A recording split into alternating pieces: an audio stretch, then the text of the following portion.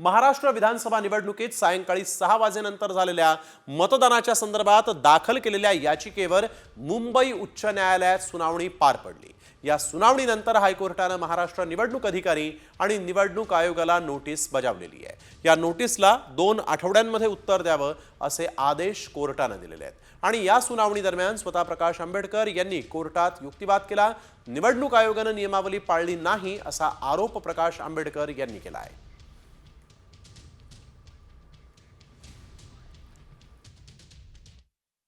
Results इलेक्शनचे declare करताना poll votes आणि counter votes यांची जुळवणी झाली पाहिजे।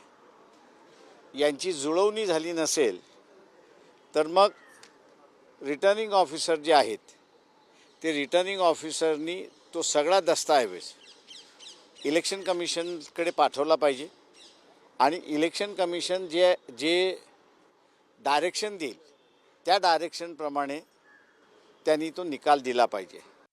76 लाखांचं जर तुम्ही विभागणी केलीत नीट, साधारण 150 मतदारसंघा व त्याच्या पुढे, तर प्रत्येक विधानसभा मतदारसंघामध्ये 20 ते 25 हजार मतं वाढवली आहेत आणि प्रत्येक बूथवर 100 ते 150 मतं वाढवली आहेत। हा जो घोळ आहे त्यातूनच महाराष्ट्रामध्ये देवेंद्र फडणवीस, एकनाथ शिंदे आणि अजित पवारांचं सरकार स्थापन होऊ शकतं। हे सरळ मार्गाने आलेलं सरकार नाही आहे।